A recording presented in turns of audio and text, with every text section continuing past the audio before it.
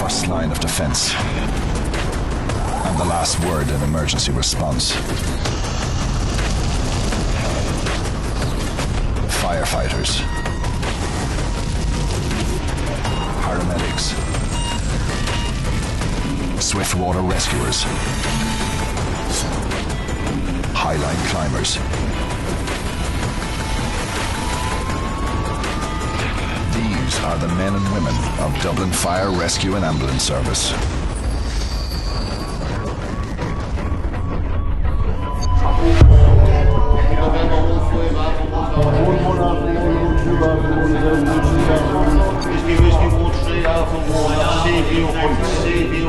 And he said he could see smoke and flames coming from the third floor flat. It's the last apartment block on the left as you're heading out Richmond Street.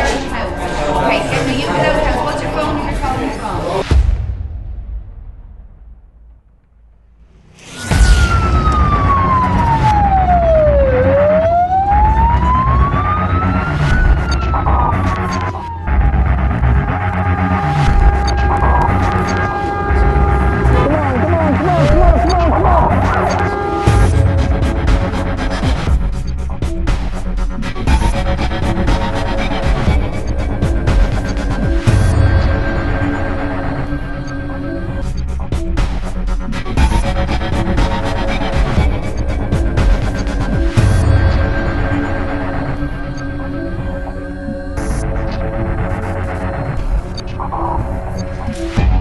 You know, at this time of the evening, as I say, you're more than likely going to get violence and aggression against you.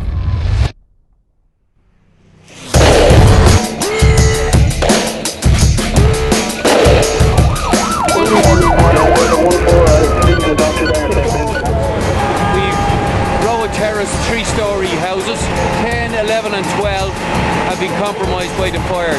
Max, could you come down and break in that window?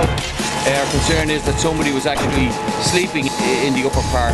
We want to search it now, thoroughly search it and that, but we need to do it safely without injuring one of our own guys. What's happening is we just got a call out to some rubbish on fire. As you can see, there's tyres and pallets. It's probably a pre-Halloween trial run. The kids, some of them are throwing rocks at us, so it's a bit hair-raising for us in the sense that it's danger for ourselves if someone gets a felt for it. The team going into the back of the 45mm hole is located through the fire, going to search for casualties. We got a guy in here a couple of months ago. We got a call for containers on fire and possible hazardous material involved. We rescued somebody a number of months ago from these actual containers. The concern at the moment is that person may actually still be inside. The chip pan had gone on fire. It had set fire to some part of the furniture in the kitchen, and this lady was lucky enough that she got out. She got a bit of smoke inhalation, and our advanced paramedic is checking her over at the moment. Every fire member in Dublin City is a paramedic. So with the fire engine arriving, you often get people saying, oh no, we called the ambulance. But what they don't realise actually is 5 paramedics or 5 ambulance personnel stepping off the fire engine as well. Stand clear, stand clear. They have an 80-year-old female who has collapsed. She's in cardiac arrest. You have an advanced paramedic on scene. So they're going through the full protocols. Stretchers down, ready to rock. So you can get a pulse. Lads, I have a pulse. You can feel a pulse, I have a radio pulse. Okay. Well, it looks this lady got hit by a bus, and again we're just taking precautions. We're going through a primary survey and secondary survey to see what her injuries is, whether they be internal injuries. So we're going to treat her as a spinal stabiliser. With the fire brigade and in fact our DMS service, we attend all road traffic accidents in the greater Dublin area. Different areas have different problems associated with. Dolphins Barn has an awful lot of old areas where you would have a large elderly population. Unfortunately these days people don't seem to have the time to call in to knock on a neighbour to see how they are. We've a young boy who's had a fall in the flats there. He's come down approximately 7 or 8 steps. He's sustained a laceration to his head. We've dressed the head injury. We're treating him as a spinal injury, which is purely precautionary. When the ambulance arrives, we're going to transfer him onto a backboard, bring him up to Temple Street for assessment. Somebody's climbed up onto the roof of the Lewis stop and they're claiming they can't get back down now. So if you think about it, the fire brigade, we get called to everything. Like, I mean, who else do you call? It's like the Ghostbusters. That's the story. You can't get down. I don't think it's not too funny. Like, you're endangering someone else's life because the fire engine is not available to do a fire call now. She thought it was fun, it was great games to see the fire engine coming down, but unfortunately, while we're down here dealing with something as minor as this, there could be a fire in the locality, and it's one less fire engine that would be available to deal with the incident.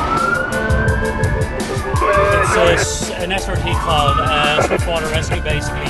Somebody has either jumped in or fallen into the liffey, and we're basically going down to assist them.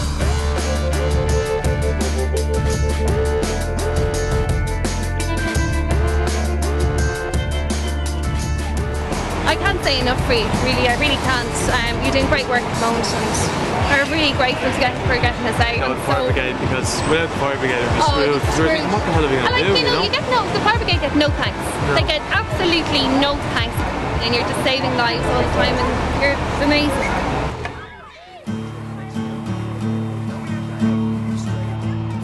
What's happening is we're up in St Ultan School here in Ballyferma.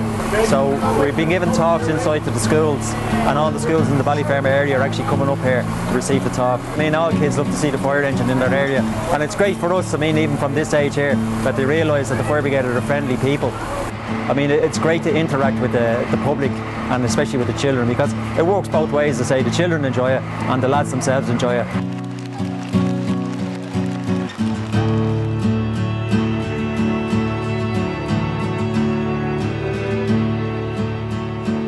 In relation to the fire brigade, which is where I know Pete most from, obviously, the word camaraderie just comes out with them, and that's what we do. And that's what I'm very proud of us, that we do that. And his personality reflected everything that a member of the fire service should have and what we need. The bravery, tenacity, the good nature, and the dogged determination is what we need to draw upon when we have to. We look after ourselves, a whole lot, we cook for ourselves, everything, you know. It's basically like, it's run like you would your own home. When the bell goes, you just drop your stuff and go. In our station we have 8 different vehicles, and so that's 8 different bells. So when you're assigned to your vehicle, you listen for your bell. It's funny, like, you know, you'll be tuned into it. You just basically just drop your knife and fork. Firemen tend to eat very quick, and you get some to eat their dessert first as well.